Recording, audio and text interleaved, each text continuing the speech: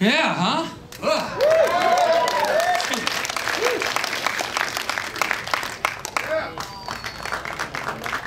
Mike, you in here? Did he? No, I saw Mike. He's here. Hey, get Mike Judge, will ya? Tell him we got a Q&A to do here. Anyway, wow, you know, it wasn't bad. You know, I haven't seen it in a while. It really wasn't that bad. Hey, give it up for Drew. That was a great film. Thank you. From the bottom of my heart. It's our film. It's really, so let's have a talk, fellas. Here's Mike. Hey, Mike. Hey, welcome to the party, kid. Huh? There he is, Mike Judge, ladies. So, think up a few. I'm gonna ask a few questions. We're gonna take a few questions from the audience. We'll do like 20 minutes, and then on the way out, I'll sign posters or whatever. So, let's have a little talk. First, a few things that really resonated for me in the film that meant a lot to me personally. And you know, I love the bit, Raj, in when we're talking about the A7, and you're like, it was 30 people, you know, and it was. You know that. Right? Yeah, and just how, you know, in those early days at the A7, how it was really just such a really small scene, and we've known each other since then. I mean, I was in the High and the Mighty, you know, you just joined Agnostic Front, and we would play the A7 together. And playing the A7 back then was like the equivalent of playing fucking Madison Square Garden. Like if you were a hardcore band and you were a teenager and you were playing the A7, you know, it was like the equivalent of playing Madison Square Garden. But I love the bit in the film where you know, it was 30 people. Could you give me a little take on just what it was like, just a few people, you know, how it was so small, and how, you know? It really was just 30 people.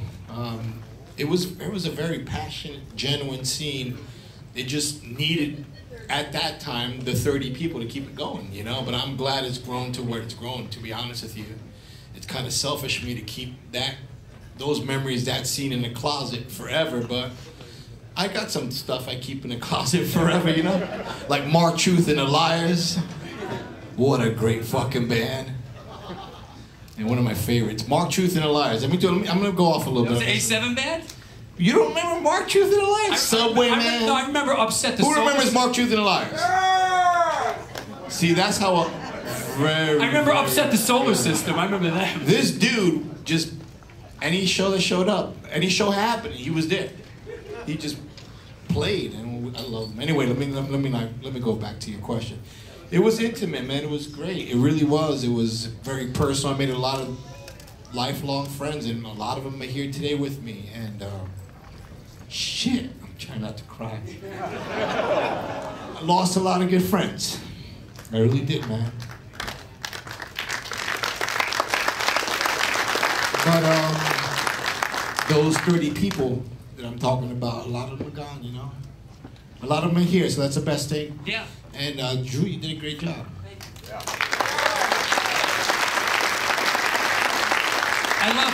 I love the bit. I love, this is stuff that really resonated for me, you know? And I love the bit when, you know, sick of it all would go play, you know, South Asian tour, or you know, and like. Hey, what the fuck was wrong with you? You know, and you made it hard for me. Everybody's asking me to go to these places I don't want to go to right now. Before I was married, I could go wherever I wanted now. I mean, did you guys consciously say, like, we're gonna go big and we're gonna go to these places where no one else has ever been? And when you went to these places, you know, how were you received? And people just asked, man. Even back as far as '88, we'd get letters from the Philippines. They were begging us to go to the Philippines since then. We didn't go till 2016, 2014, you know, but still. The funniest thing is I saw an interview with Ian McKay once when he was at Fugazi, and he was like, man, you guys go everywhere. He goes like, everywhere we go, these kids got sick of it all shirts. They were here last week. You know, that was a very proud moment for us. But, you know, I mean, people just asked. We never had like Craig said, we never wanted to be the biggest band. When we got very popular, but, oh, you're the Kings of New York. No, we're not the Kings. We never said that. We want to be the ambassadors. Because we loved it so much, seeing, you know, Agnostic Front growing up. And Murphy's Law, for God's sake. I could never understand why when punk exploded and we would do these things like the Warped Tour and all that, we'd be like, why don't you think the Vandals are funny? Go fucking see Murphy's Law. You know? That's what you got to see. But nobody understood because Murphy's Law was the real deal and they were dangerous, you know? So to us, we just wanted to show what we felt New York hardcore was around the world. So wherever they asked us to play, we went. Yeah, and hey, look, I love your band. You know that. I openly jock you as a front man. You know, and I think one of the great things about your band and you is the humility and the graciousness that you have. I really believe that. You know, I think your band is really special.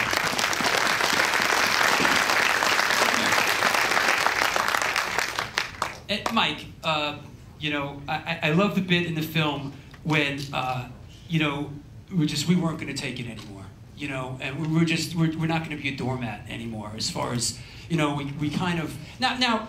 What's interesting, Mike, is in a certain way, you were around in the early days with us as well. You were a young kid when you first started coming around. I mean, you were coming from Jersey. What, 16 years old? Yeah, but we were 14, we were all that age. The first show was sorry, brother, but Agnostic Front with Watson. So I was like 14. And I fell in love with it then and just stuck with it until, fucked it up. Left for a little while. And I'm glad you're back. Fell in love with it again. Yeah. And I do love the bit when basically, like, hey, I did the Youth of Today thing and tried to take a soft approach to it. And then, I wasn't trying to take a soft approach. No, you weren't. They were. Right. That's why it didn't work. Right. I was fucking, on that Break Down the Walls tour, it was like total learning experience, We were broke, we were fucking desperate, and we were getting fucking shit on, and no one even knew what we were doing to stay out there, working in a fucking rent-a-bum junkyard and shit, just to keep playing shows. And then the guy, to finish this fucking van, has a carburetor, and he wants us to play a gig in his garage for the carburetor, to finish, so we can leave. That's the kind of, and so we come back and we're just getting shit on left and right. So in that junkyard is when I thought of Judge, just as a joke to, just be a total dick. I just love the visual, sitting in the broke down van in the junkyard, and that's where he came up with this stuff, and that's... Well, yeah, that tour started when we first got to Detroit, our van got broken in, all our equipment stolen, all our clothes. That's how it started. We hit every fucking Salvation Army from here to fucking California, and then wound up in a junkyard in Florida. There's something really pure about that, You start the tour and all your shit gets stolen, and you have to start new right then and there, So, hey, let's take some questions, and any questions about the filmmaking process or anything I could... Where are my mic runners, man? Where are my... How about let's hear it for Kelty Malky, the stars of the New York Hardcore Chronicles Film. You stay on one side. Where's the other mics? Over here. Hold on. Behind this chair. I know, they're supposed to bring me some other mics. All right. Oh. What is that? Is that a house mic? Yep. All right. Okay, grab that. Okay, we got a question. Hey, this guy right here, go. What are kids for, right? Personal slaves. All right, I have two questions. Drew, how long did that take you? How many years did you work on that? It was about 3 years. It was about 3 years. I've sort of been embedded in this scene for a long time. Obviously, I sing for Antidote, and I've been around, and I did a film called the Boston Hardcore Film before this, and so I never had a plan to do a New York hardcore film. It was never part of the fucking plan. Fuck that. I deal with New York hardcore film. I deal with fucking this one and that one, and who needs that bullshit, right? It's too much of an unwieldy scene. I never really. And then I started a page on a Facebook page called the New York Hardcore Chronicles, and it blew up. And then I thought, maybe we can make a film in this format that's not about the history of New York hardcore, but it's about the community and the culture of New York hardcore. And that's what this is. This is not the history of New York hardcore.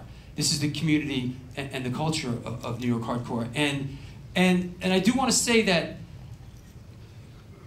the way, and this question will probably come up, so I'll head it off at the pass, is that why so much of it seemed like chapter 7, chapter 9, chapter 13. The truth about it was, originally, this wasn't really supposed to be in this sort of a format.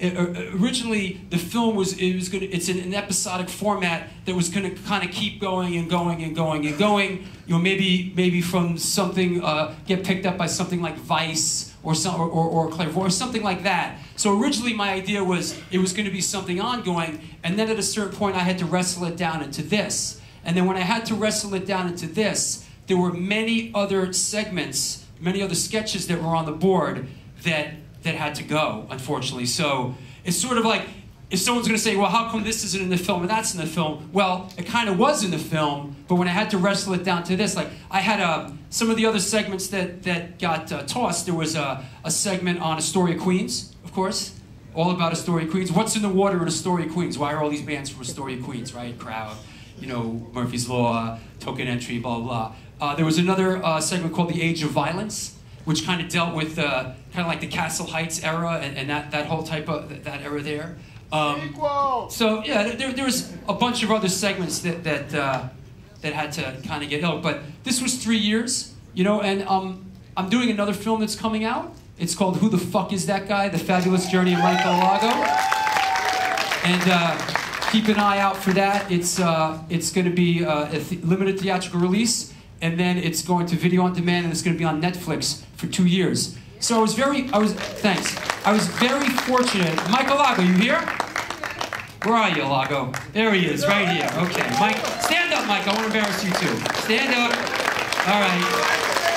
My good friend, Michael Lago. Hey, Drew, who the fuck is that guy? That's the film. I would go out. I'd be like, every fucking night, who the fuck is that guy? So anyway, I love you, and I was really blessed. Working on the Alago film, and that's how the connection went. So it was 3 years. I'm sorry, what's the other part of the question? Quick follow-up. How did you find your way to A7, all of you? Quickly, just quickly. How did you find your way there? Go ahead. I don't know. I mean, there was a bunch of other clubs. We just all found ourselves there. You know what? It was probably the only true, like, after-hours place, and we were fucked up, I guess, and slept all day and stayed up all night on whatever shit was going on. But I don't, you know, we just did. We just did. Sometimes there wasn't even a show. You didn't even need the show, like I said in the film. We just hang out outside A7. I mean, what CB's later on became later on, once we lost the A7. But that was more routinely. That was just not the weekends. That was just every day. Get up, go to A7. Get a shake at Ray's, whatever, bagels, whatever, you know, do what we do. Sal's Pizza right next door. I love the bit with the pizza boxes in the film. Oh, yeah.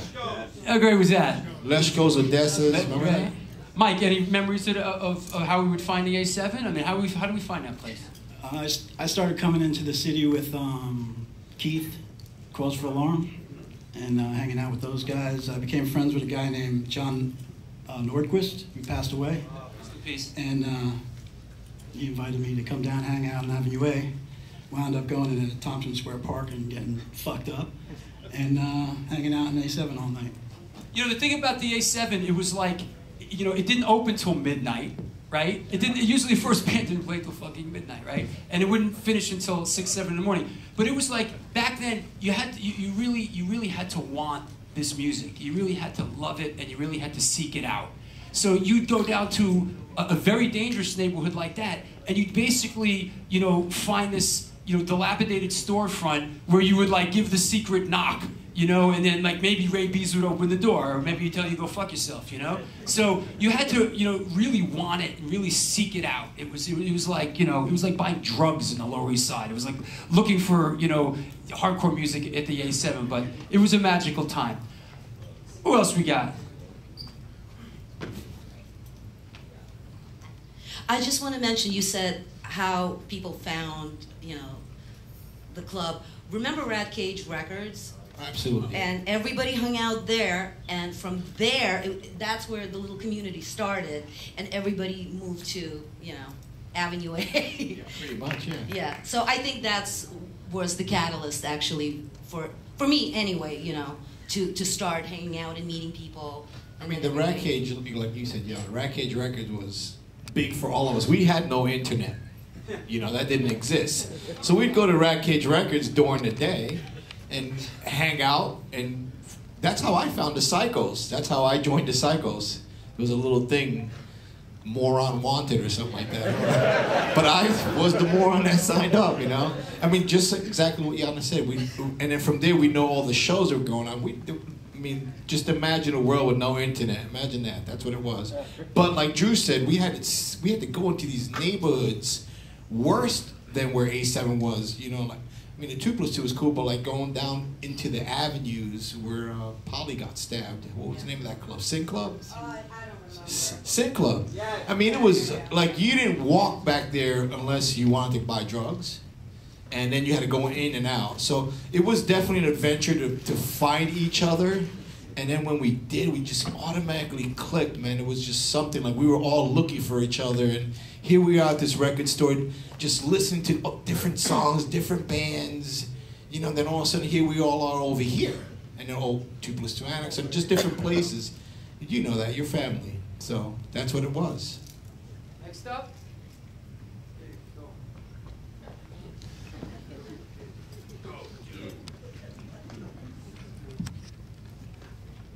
Hey, amazing. Just want to say that was just amazing, and congratulations.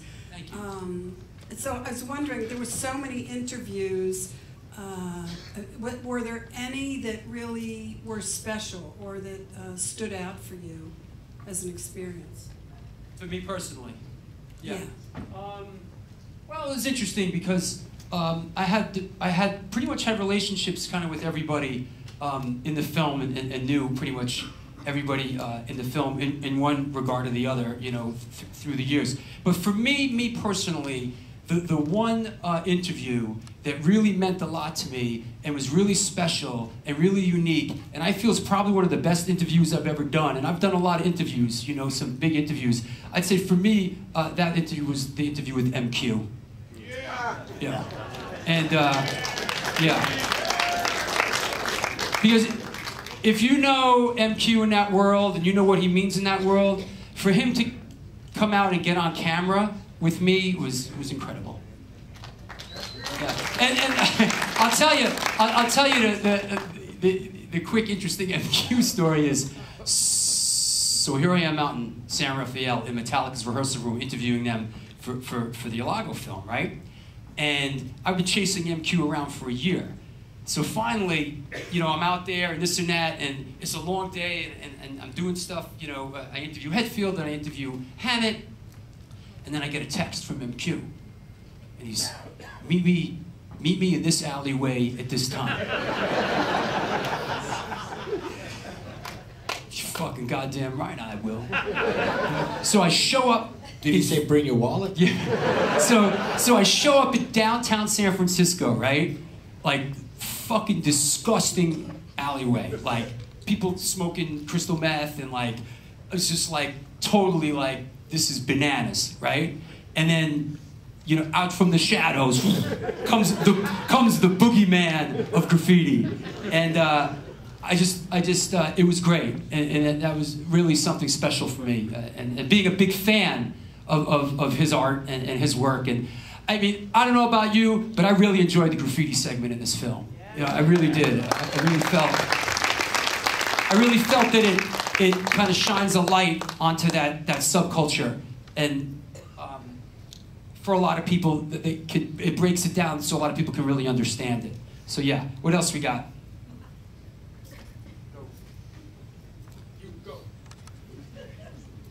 Drew. Drew. Yeah, right here. Drew, why did he get one? You go first. Drew, thank you so much, Sure. for all your hard work, and you guys are the ambassadors of hardcore. Tell us, like, when you left Kennedy High School and you brought back hardcore with you, that we got into that scene. Tell us a little bit about that. When I came home to the Bronx? Yeah, from school. After you graduated Kennedy, and then you came back and you formed that. So that's Nick. He was the bass player in the High and the Mighty where we used to play the A7. Yeah. So what happened with me was I left New York City. I grew up in New York City, and I went to Kennedy High School in the Bronx, and amongst a few other high schools that I got thrown out. But I went to Emerson College in Boston to study acting. And when I got there, I fell in with the early Boston hardcore scene, SSD Control, which is a band that we love. You know, I fell in with SSD Control and was like really one of the original Boston skinheads and part of the Boston crew, and really picked it up in Boston. And then, you know, came back. The Boston crew kind of started coming down to, and this is way before all this like New York Boston bullshit. This is way before that. But SSD Control will come down and play, the A7. Remember those were great shows, you know? Yeah, until that guy Paulie wore a fuck New York shirt. Remember that guy Paulie, the Punky Palm? Well, it didn't last long anyway, but go ahead. So I fell into it in Boston, and then I was in a band there for a while, and then it kind of ran its course, and I couldn't concentrate on school. And I'm fortunate that my dad was a filmmaker, and I grew up in the film business somewhat. My dad, Arnie Stone, was out there. And so I was very fortunate to grow up in a household and see my dad directing. And basically, job always meant something in the film business, whether it was driving a truck or working in an equipment rental house. And from being in the High and the Mighty and doing all these shows together, one day this guy in the Chromax came up to me, Paris Mayhew, and said, "This band wants to do a video, do you want to produce it?" And that band turned out to be Biohazard, and the video was Punishment, and everything just kind of took off from there. And then I had a whole career, you know, doing music videos and then extreme sports films, and now documentary films. So yeah, and then, but you know, but New York hardcore is in my heart, and I love it, and it'll always be a part of me and a part of you. What else? Oh yeah. So, Daniel. hello. Hello. First of all, thank you. We, on behalf of everyone here, I'm sure, for making this movie. It brings back a lot of memories for everyone, and I would say that it's kind of like our high school reunion, in a sense. Those that many didn't finish, some did, but you know, those of us, it's a high school reunion in a way. So you finished the film. Looking back on it, you know, you put a lot of heart and effort into it, and it's beautiful. Is there anything that you felt that maybe looking back now that you may have included, or that you think that maybe you overlooked? Well, like I said, you can't cover everything, I know. Right, but the intention for this film originally was not really supposed to be in that format, you know. So it made it, you know, I had to, you know, I'd love to do an Astoria Queens fucking segment. You know, yeah, I would love to do, you know, what else did I have? There was a few, there was a Don Fury segment, like, you know, like about Don Fury's studio, like what, you know, about his, you know. So there was like another, on the sketchboard, there was like, and I shot some stuff for some of the other segments, but listen, honestly, could you have sat through much more of this shit? I mean, it's a fucking hour and 45 minutes. So it had to be wrestled down, you know. In retrospect, I'm watching it now and kind of going, that's a little long, and you know, I could have taken that out, and that's a little weak, and but you know, but overall, I'm really, I'm proud of it, you know.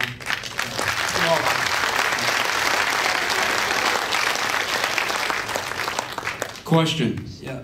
What's next for Drew Stone? Because here's my thing. You've done multiple documentaries. Is the Alago film a documentary also? Yeah, yeah. Okay, so you don't want to be labeled the documentary guy, do you? What's next? Well, I'll tell you, there's a few things, but I'm executive producing and re-releasing a film that my father directed, a documentary about Muhammad Ali in the 1970s. It's called Me We, and my Uncle Richard Stone's here, who edited, and Steve Levitt, who is an associate producer, he's here also. So this is family. These are people that worked on this. So I struck a deal with that, and that's coming out. It's a short film. Muhammad Ali is a precious film that no one's seen in 40 years. And talking to John Joseph about doing something. You know, I kind of keen on sort of this whole plant-based food thing, and I like to make a film about maybe the food industry and that type of thing. I like, I'm communicating well with John Joseph these days about that, which is kind of interesting, you know. I like that. And I'm thinking about doing a film in a little bit of a different direction. I got up on this thing about kind of the last of the great Jewish bluesmen, something that's looking at the connection between the Jews and the blues. So, you know, and I have a meeting for that tomorrow, just the connection between the Jews and, you know, because it did intersect, you know, civil rights and this and that, and the blues. So, but, you know, who knows, you know, where things, you know, where things are going to go. And I think, of course, I'll always, you know, be involved in New York hardcore. I mean, the page is going to go on and on and on, and who knows, you know, I might make another, you know, New York hardcore film. I don't know. We'll see. Let's see. What else? Stop the mic. To this guy. We'll go to the back of the room next. All right, thank you, Drew. You're the guy that could, the diplomat that could get everybody to contribute here. My question is, and maybe you can go around real quick. So there's that 10 questions thing that you did in the process of making this, which is really fun and awesome. And just give me a little bit about the idea. Maybe everyone can go around and sort of just chime in on what it was like to go through that, because I think it was a really fun part to participate in. Well, I think, yeah, I mean, Mike. The 10 questions thing is something, and that's a big part of the success of this film and why we're here, is that it's all through the page. And Facebook has been very good to me in that regard. And the 10 questions was like original programming on the page. And once I started doing it, and you were one of the first ones I did, right? Yeah, you know, and you were one of the most recent ones I did. I was the last one. And we have fun with it, you know? Yeah. It's like everyone knows what's coming now. It's just like, you're not gonna ask me about the fucking 3 fucking top drummers? Yeah, I was ready. I mean, how many the fucking favorite dancer question, though. It's fucking hard. I mean, how many fucking times do you want to hear, like, who's your favorite slam dancer? John Watson. Who's your favorite, you know, funniest guy in hardcore? Jimmy Gestapo. Who's the best drummer? But yeah, favorite drummer. You know, like, you ever do blow with Dave from the A7? You know, did you ever fuck a skinhead girl? You know, all this kind of shit. So, but yeah, like, I think that stuff is. You know, gross. All right, how about anybody in the back of the room? Let's go big. Anyone way back there? Oh, Billy Milano. Come on, man. Go. Here it comes. Oh, boy. Took you long enough to get back here. Billy Milano, ladies and gentlemen. Manischewitz. Billy's question is, how drunk was Kurt Hammett in the interview? I'm the moron that replaced Roger in the Psychos on bass. I found that same flyer. He threw it on the ground. Actually, remember that time we were in the elevator, Billy? Oh yeah, you smacked the guy in the face. Yeah, that was awesome. It was just those good disrespected you. You were my friend. I know, you're my brother. I love you. And not every day I'm friends with a guy that made out with a dog, but we'll just keep it there. You know it, bro. I saw it. It was coming out. Hey, listen. I know I'm an animal advocate. I really am. And I know a lot of people here love their dogs and everything and their animals. And I really expected to see a section on, like, the pit bulls of the New York hardcore scene. Because everyone loves their fucking dogs. They're not just dogs, they're a fucking family, man. And that's a fact. So, what's the fucking question, Billy? That was my question. How come you didn't do anything on the fucking dogs? And by the way, I hope you make enough money to get some, like, Rogaine and some shit. And that's a good question, because everyone had dogs. Everyone had dogs. I think to get right down to it, I think my dog had puppies and I gave it to everybody. To be honest with you, you, Alex, everybody had a dog. The one French, I gave that one to Frenchie too. Lucifer. Hey, Max came from me and gave it to Al. Is Alex still here? The big Al.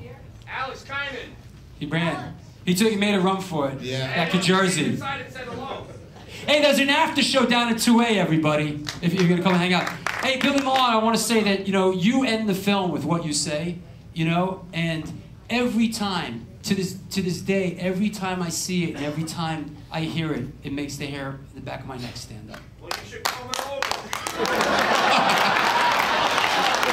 All right, one more. We're gonna get out of here. Anybody else? Anybody else? Oh yeah, here we go. Can I do one? No, Davey. Yo. What's up, guys? This is, more for everybody, actually. How was it to watch that condensed into, 2 hours of, 40 years of just shit that's come through for each of you guys, Too short. I mean, it was definitely interesting. I think Drew did a great job of going through the eras and the bands and everything like that. It was cool. I mean, it was real. I mean, that was the first time I was ever in A7. I mean, I don't know, is Jesse still here? That was the first time I was in A7 since it closed the doors. And I just had a personal relationship with it, and I would refuse to go in it because of that personal relationship, those personal memories. And he got me in there. I don't know how, but I walked in. But I think Drew did a great job. I think he really did a fantastic job. Thank you. Yeah, it was awesome. I like that it touched on all different aspects of it. I really like that whole section about when you had, all the graffiti rights, and you had the one about the women in hardcore. And I used to have a PMS shirt. I had the Army Green PMS. I remember. Loved it. Everything. It was great. And you didn't just stop at, okay, 86 was the end. Oh no, 88 was the end. You just, it, like you said, it grows. It keeps going. I think you did a great job, brother. When you sent me the first clips that was unfinished, I knew it was going to be great. I was just stoked to be a part of it. Yeah, thank you. And in closing, I want to say that it was real interesting at my age now to do a film like this, because at my age, I got more involved with the New York hardcore scene than I've ever been in my life. Going to more shows, seeing more, bands, and getting to know young bands, and really making it my business. And it was just so really fucking enjoyable, It was just really great. New York hardcore has a legacy. This is something I learned from making this film, is that a lot of scenes came along, like DC came out, with they had their bands like Minor Threat and all that, and I talked to those guys, and they're kind of like, yeah, we did that when we were teenagers, and then we moved on. There's a lot of that. But we here in New York, this is a fucking lifestyle, and we live this, and it's forever. And it's really the truth. And the New York hardcore scene, has a wide, it cuts a wide swath. It took a little time to get up to speed, but it's going strong to this day. And the Black and Blue Bowl is a real big part of it. The hard work that Cousin Joe and those guys have put in through the years. And we're all looking forward to Sunday seeing everybody play. And on that note, thanks a lot, everybody. I really appreciate it. If you buy a poster, if you buy any merch or sign a poster, get home safe. We'll see you at the after show. And thank you guys very much.